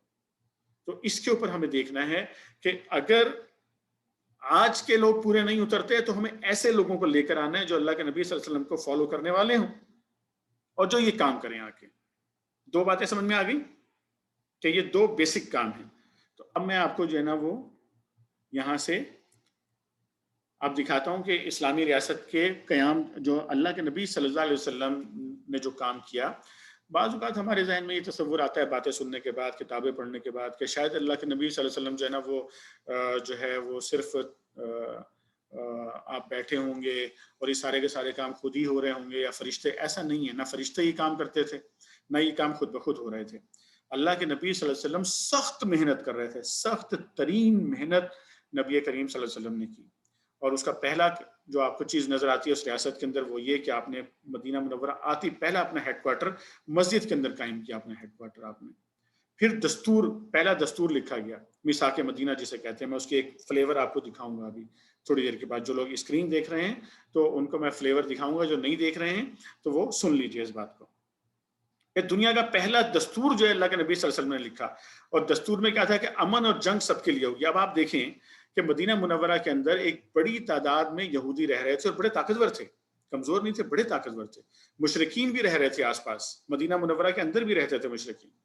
ان سب کو شامل کیا، یہ نہیں کیا کہ ہم اب آگے ہیں تو چلو بھئی ہم اس سے بھی لڑیں گے اور اس سے بھی لڑیں گے اور اس کو بھی ماریں گے، اس کو نہیں۔ نہیں، پہلے مرحلے پہ آپ صلی اللہ علیہ وسلم نے سب کو کوشش اس بات کی کہ بھئی یہ امن کے ساتھ بقائے باہمی کے ساتھ رہ سکیں، تو میثاق کیا ان کے ساتھ، یہود کے ساتھ مل کر میثاق کیا۔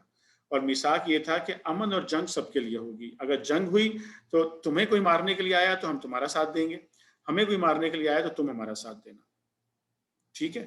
تو یہ جس طرح میں نے کہا کہ حکمران کیا کرتا ہے، وہ لوگوں کے اندر انٹیگریٹی پیدا کرتا ہے، ملاتا ہے لوگوں کو۔ پھر عدلیہ کا کنٹرول، کہ عدل ہوگا، یہ سب سے امپورٹنٹ چیز تھی کہ بے انصافی نہیں ہوگی۔ میرا بھائی، میرا بچہ، میری بیٹی، میرا قریبی عزیز، وہ کوئی بھی جو ہے نا وہ اگر ایکیوز ہوگا کسی چیز کے اندر تو جو سزا ملنی ہے اس کو ملے گی، انصاف ملے گا۔ عدل قائم کیا اللہ کے نبی صلی اللہ علیہ وسلم نے۔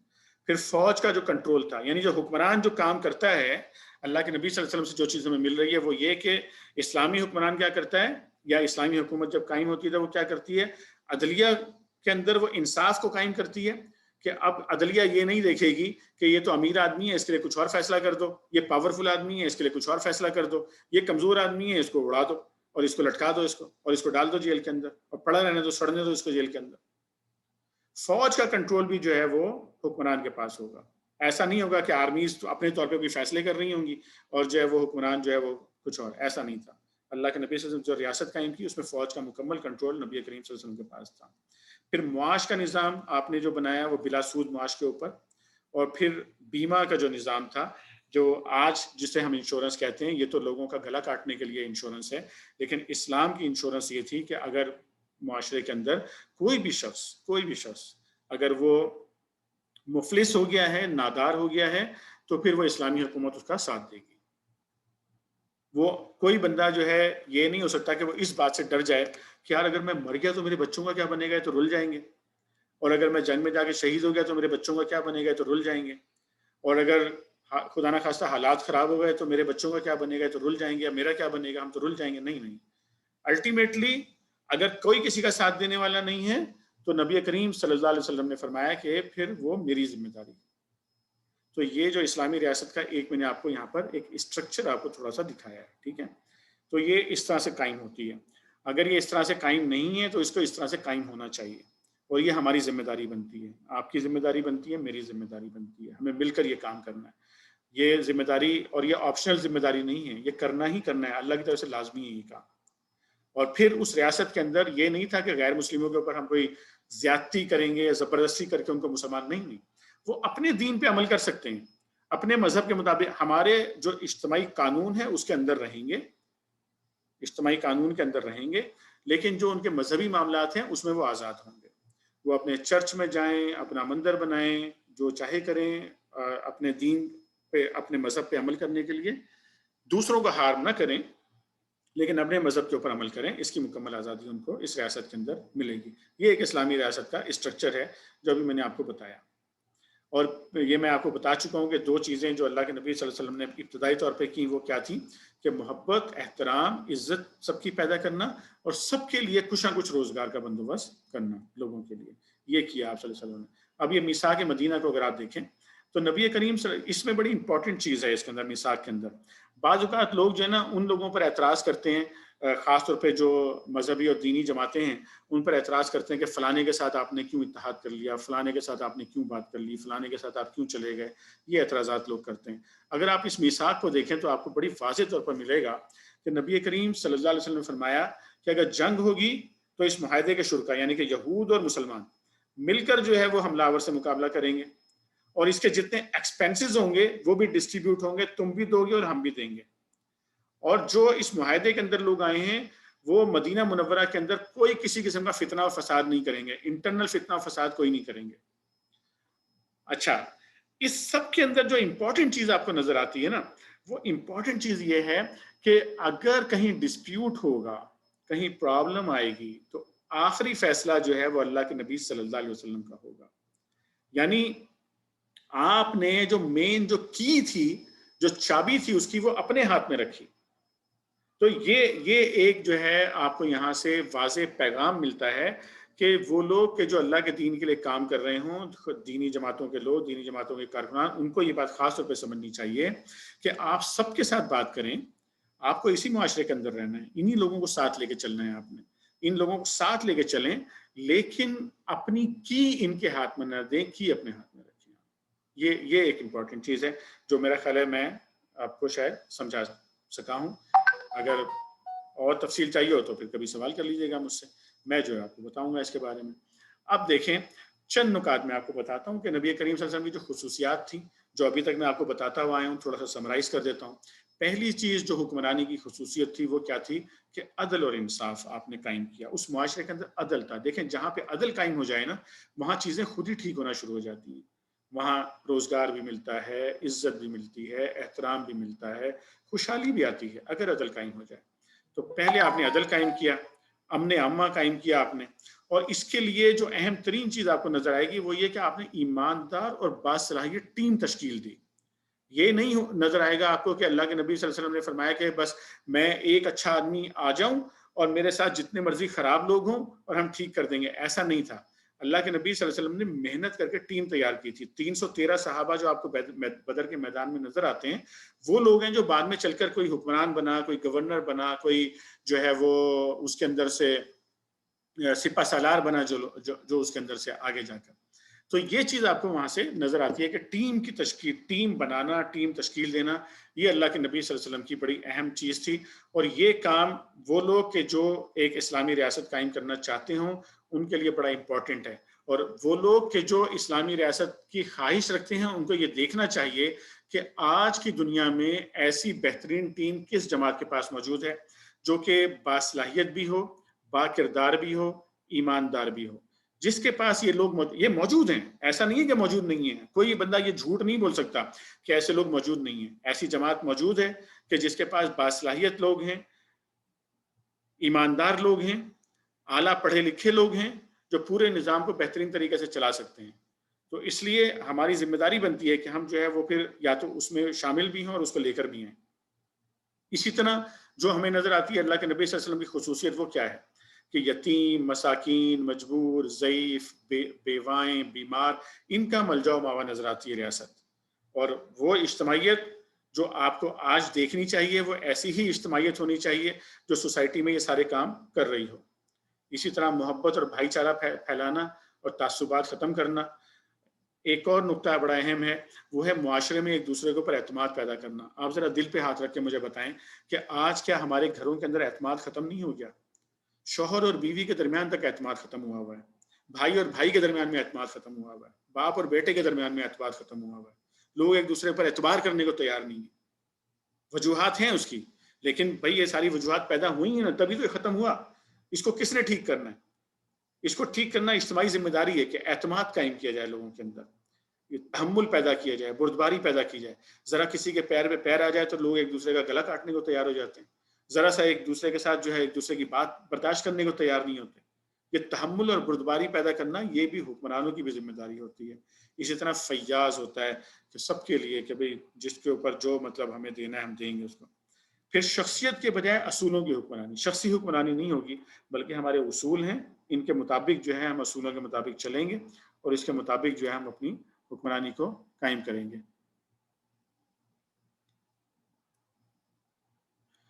अच्छा, अब जो है मैं इसको अब मेरा ख्याल है मैंने एक स्ट्रक्चर आपको बता दिया है इस्लामी रियासत का भी, और अल्लाह के नबी सल्लल्लाहु अलैहि वसल्लम ने किस तरीके से काम किया उसका भी मैंने आपको स्ट्रक्चर बता दिया है। और फिर आपने ये बताया, पूरी दुनिया को ये पैगाम दिया आपने कि हमसे तुम्हें कोई खतरा नहीं है, हम तुम्हें मारना नहीं चाहते हैं, लेकिन दुश्मन के मुकाबले के लिए तैयारी पूरी रखी हमेशा अपनी। ये अल्लाह के नबी सल्लल्लाहु अलैहि वसल्लम का काम था। और अब एक चीज़ और समझ लीजिए, वो ये कि आप सल्लल्लाहु अलैहि वसल्लम ने जब पहले रियासत कायम की तो पहली जो रियासत थी वो 4 किलोमीटर की थी टोटल, लेकिन सारे उसूल आपने वही इख्तियार किए जो कुरान और सुन्नत के उसूल हैं, सारे के सारे। आपने हरगिज ये नहीं कहा कि आज बेईमानी कर लो, जब हमारी बड़ी रियासत कायम हो जाएगी तो हम ठीक हो जाएंगे।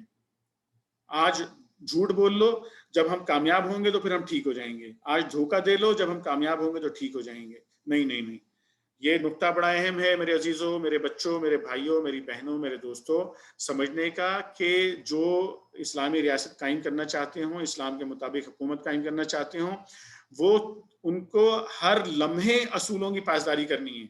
आप ये नहीं बोलेंगे कि चलो आज हम जो है ना वो जाली वोट डाल देते हैं, आज हम झूठ बोल लेते हैं, आज हम धोखा दे लेते हैं, आज हम ये काम कर लेते हैं तो कामयाब होकर फिर ठीक हो जाएंगे। नहीं, आज आपको असूल के ऊपर कायम रहना है और एफर्ट मजबूत करनी है आपको। और एक और चीज़ जो आपको नजर आती है वो ये कि इंसानी खून का इंतहाई एहतराम। अल्लाह के नबी सल्लल्लाहु अलैहि वसल्लम ने 70 से ज़्यादा जो है गज़वात और सराया हुए, टोटल 240 दुश्मन कत्ल हुए, टोटल 240 दुश्मन जो है ना वो कत्ल हुए। आप अंदाजा करें ज़रा इस बात से। इंसानी जान बड़ी अहम है, बड़ी ये मुतबर्रक है इंसानी जान। फिर आपको नजर आएगा कि अल्लाह के नबी सल्लल्लाहु अलैहि वसल्लम के जो इंतजामात हैं, ऐसा नहीं है कि हैफ हैज़र्ड चीज़ें चल रही थी, बल्कि आपने बाकायदा इंतजामिया कायम की, बाकायदा अदलिया कायम की, बाकायदा फ़ौज थी, बाकायदा ख़जाना था, बाकायदा तालीम का पूरा निज़ाम था। मैं चंद चंद सेकंड में आपको इनके बारे में बताता हूँ कि जैसे इंतजामिया की मैं बात कर रहा हूँ, आपका पूरा सेक्रेटरीट था नबी करीम सल्लल्लाहु अलैहि वसल्लम का। मुख्तलिफ सतह पर जिम्मेदारान का तकर्रुर होता था, टाउन प्लानिंग की जाती थी, इसी तरह जो अजान का, नमाज का निज़ाम कायम किया जाता था, जो बाज़ारों का निज़ाम था, वो पूरे का पूरा निज़ाम अल्लाह के नबी सल्लल्लाहु अलैहि वसल्लम ने कायम किया।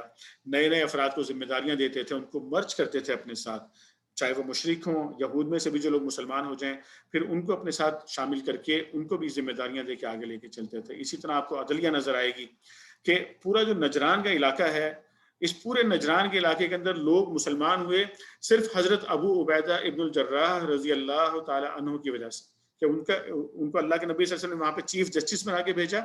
उस चीफ जस्टिस के सिर्फ इंसाफ की वजह से कि कितने इंसाफ के फैसले करता है बंदा, पूरा का पूरा इलाका जो है मुसलमान हुआ। इसी तरह आपको फौज का निज़ाम नजर आता है, फौज का पूरा निज़ाम मौजूद था, बाकायदा लिस्टें बनती थी फौज के कौन कौन लोग, परमानेंट भी फौज के लोग थे, जो उसके अंदर हंगामी फौज भी मौजूद थी, अहले सुफ़ा भी मौजूद थे, पूरा जासूसी का निज़ाम भी अल्लाह के नबी सल्लल्लाहु अलैहि वसल्लम का मौजूद था। यानी कि पूरी फौज अल्लाह के नबी सल्लल्लाहु अलैहि वसल्लम ने तश्कील दी थी। वो ठीक है, वो उस वक्त बहुत लोअर लेवल पे थी, बहुत कम थी, लेकिन वो बाद में आगे बढ़कर उसी बुनियाद के ऊपर, मैं आपको उसूल बता रहा हूँ कि उन्हीं उसूलों की बुनियाद पर वो आगे चली। ये नहीं हुआ कि जनाब अली जो अवाम है उनके लिए तो असूल अलग होंगे और जो फौज है उसके लिए असूल अलग, नहीं नहीं, बिल्कुल नहीं। असूल अल्लाह और अल्लाह के रसूल का है बताया हुआ, वो असूल सब पे लागू होगा, सब उस असूल के मुताबिक चलेंगे। जो चोरी करेगा उसको चोरी की वही सजा मिलेगी, जो झूठ बोलेगा उसके साथ वही सलूक किया जाएगा, जो करप्शन करेगा उसके साथ वही सलूक किया जाएगा। कोई डिस्क्रिमिनेशन नहीं होगी इस बुनियाद के ऊपर। ये कंट्रोल था मुकम्मल तौर पर। इसी तरह खजाने का कंट्रोल आपको नजर आता है कि बाकायदा हर चीज़ का हिसाब किताब होता था, कितने घोड़े हैं, कितने ऊँट हैं, कहाँ कहाँ से कितना माल आ रहा है, कितनी ज़कात आ रही है, कैसे खर्च हो रही है, मुकम्मल अकाउंट मेंटेनेंस अल्लाह के नबी सल्लल्लाहु अलैहि वसल्लम की जो है वो मौजूद थी। हज़रत बिलाल रज़ी अल्लाह तआला अन्हु बहैसियत वज़ीर ख़जाना भी काम करते थे और ये पूरा हिसाब रखा जाता था। इसी तरह तालीम, तालीम बड़ी अहम चीज़ है और इसको समझ लीजिए कि अल्लाह ताला ने, ज़रा इस पे गौर करें, سب بھائی بہنیں بچے بیٹے یہاں بیٹیاں جو بیٹھے میری بات سن رہے ہیں، ذرا اس بات پہ آپ بڑا دھیان سے غور کر لیں ذرا میری بات پہ، کہ اللہ تعالیٰ نے جو وحی اتاری نبی کریم صلی اللہ علیہ وسلم پہ، پہلی وحی کتنی امپورٹنٹ ہوگی نا، اس پہلی وحی کا پہلا لفظ کتنا امپورٹنٹ ہوگا؟ کیا لفظ تھا؟ ذرا بولیں، ذرا اپنی زبان سے بولیں، کیا لفظ تھا؟ آپ کو نظر بھی آ رہا ہے؟ اقرا، پڑھ۔ میرے عزیزو، پڑھے بغیر آپ کامیاب نہیں ہو سکتے، نہ دنیا کی فلاح مل سکتی ہے نہ آخرت کی فلاح مل سکتی ہے۔ پڑھنے کا مطلب یہ نہیں ہے محض کہ آپ کو اسکول جانا ہے، کالج جانا ہے، ڈگریاں لینی ہیں۔ ڈگریاں لینے کا مطلب پڑھنا نہیں ہوتا۔ پڑھنے کا مطلب ہوتا ہے کہ صحیح علم حاصل کرنا۔ صحیح علم، آپ کے پاس قرآن کا علم ہونا چاہیے، آپ کے پاس حدیث کا علم ہونا چاہیے، آپ کو حلال اور حرام پتہ ہونا چاہیے۔ کیا حلال ہے کیا حرام ہے، کیا کرنا ہے کیا نہیں کرنا ہے، یہ آپ کو معلوم ہونا چاہیے۔ آپ کی ذمہ داری ہے کہ آپ معلوم کریں۔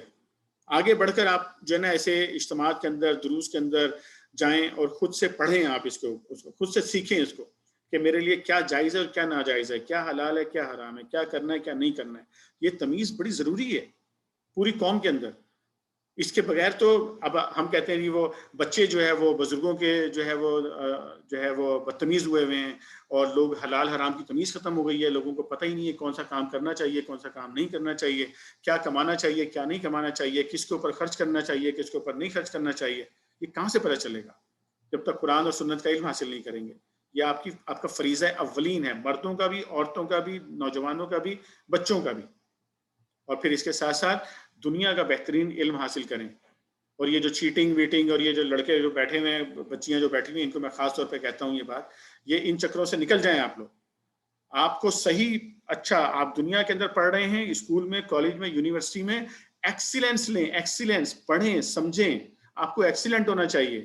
یہ گائیڈ سے مدد لینا، یہ چیٹنگ سے مدد لینا، یہ غلط طریقے سے امتحان پاس کرنا، یہ سب غلط ہے۔ یہ آپ کو ضائع کر دے گا دنیا کے اندر بھی، اور آخرت کے اندر بھی ضائع کر دے گا آپ کو۔ ٹھیک کریں اپنے آپ کو۔